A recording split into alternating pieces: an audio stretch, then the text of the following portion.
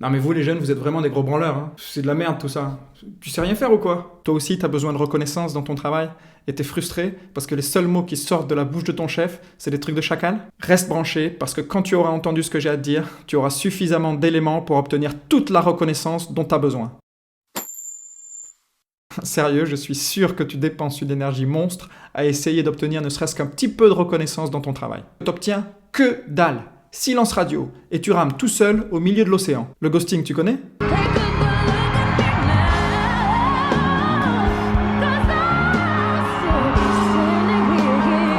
Il n'y a pas pire sentiment qu'un silence radio, et au taf, le ghosting, c'est un vrai problème. Et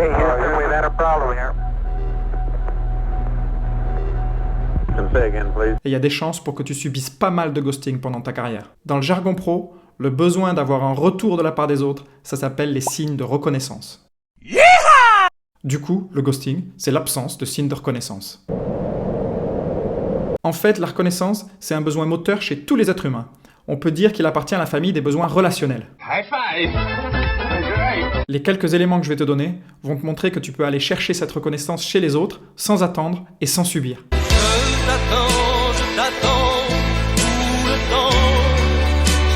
Alors comment tu peux faire pour recevoir les signes de reconnaissance dont tu as besoin et savoir si ce que tu fais est aligné avec les attentes des autres? Commençons par faire la différence entre les signes de reconnaissance conditionnels et inconditionnels. Le truc qui frustre et qu'on veut éviter, et qui pourtant représente la majorité des signes de reconnaissance qu'on obtient en entreprise, c'est les signes de reconnaissance inconditionnels. Ils peuvent être positifs ou négatifs. Exemple de positif inconditionnel. Ah, c'est génial! T'es vraiment un mec super, hein. Oh, t'es franchement une crème. Bon, j'avoue que les signes positifs inconditionnels, c'est agréable à entendre. Ça fait plaisir. Mais en fait, c'est un feu de paille. Mais on reste très vite sur notre faim. Parfois même, le retour positif inconditionnel peut faire naître une méfiance, une suspicion. Quand vous l'entendez, ça arrive que vous pensiez à un truc du genre « mais qu'est-ce qu'il me veut celui-là ?» Je me dis qu'est-ce qu'il me veut celui-là? Exemple de négatif inconditionnel. Oh là, t'es vraiment un gros branleur. T'es nul. Oh mais c'est de la merde ce truc. En ce qui concerne les signes inconditionnels négatifs, bon, là tout de suite, ça passe pas. Ça passe ou pas? Pourtant, c'est aussi des signes de reconnaissance. Et je vais te montrer que ce qui ne passe pas, c'est pas le fait que ce soit positif ou négatif. C'est le fait que ce soit inconditionnel. En gros, inconditionnel, ça veut dire qu'il n'est pas conditionné dans l'espace ou dans le temps. Fuck. La clé pour qu'un signe de reconnaissance vienne nourrir ton besoin de reconnaissance, c'est qu'il soit conditionnel. Quand il est conditionnel, tu peux entendre aussi bien le négatif que le positif, sans remettre toute ton existence en question. Et c'est hyper reposant. Allez, j'enfile mes oreilles de girafe et je te montre comment ça marche. Les visuels que tu as choisis pour ta présentation amènent vachement de clarté. J'adore. Quand tu acceptes de m'attendre un peu plus tard le soir pour qu'on ait le temps de faire un débrief, ça me rassure vachement sur l'investissement dans ton travail. Oh merci, quand tu réponds aux clients sans que je te le demande, ça m'aide tellement à réduire ma charge mentale. Maintenant voilà des exemples de signes de reconnaissance conditionnels négatifs. Quand je vois que tu as la tête dans ton téléphone pendant les heures de travail, je m'inquiète beaucoup sur ton investissement dans le boulot. J'avais demandé que ta présentation reprenne les éléments dont on avait parlé la dernière fois et je ne les vois pas. Les résultats que tu as affichés dans ton rapport sont en dessous de ce que j'attendais. Alors bon, on n'a pas tous la chance d'avoir des chefs girafes.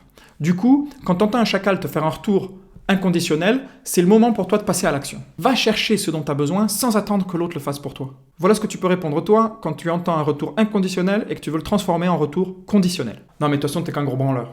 Vous avez observé quelque chose dans mon comportement qui ne correspond pas à vos attentes. Ah non mais ça c'est franchement de la merde, hein. La présentation que je viens de vous proposer est différente de l'idée que vous vous en faisiez. Ah non mais ton rapport il est complètement nul là. Les résultats que j'ai obtenus et que j'ai mis dans mon rapport vous déçoivent. J'espère que vous avez spoté le fait que l'approche est toujours la même. On fait des affirmations en mode miroir pour laisser la place à notre interlocuteur chacal de nous livrer des informations sur ses sentiments et besoins. Et en faisant ça, on vient aussi nourrir notre besoin de reconnaissance. Elle est pas belle la vie? Bref, t'as compris que le meilleur moyen d'obtenir de la reconnaissance, c'est de la demander. Et surtout, de demander des retours conditionnels. J'aimerais vous inviter à vous entraîner en me laissant des commentaires à la fin de la vidéo et en faisant des retours conditionnels, qu'ils soient positifs ou négatifs. Ou encore partager dans les commentaires les signes de reconnaissance conditionnels que vous aimeriez entendre dans votre travail et que vous n'entendez pas. Allez, je vous dis à très vite, like, share and subscribe.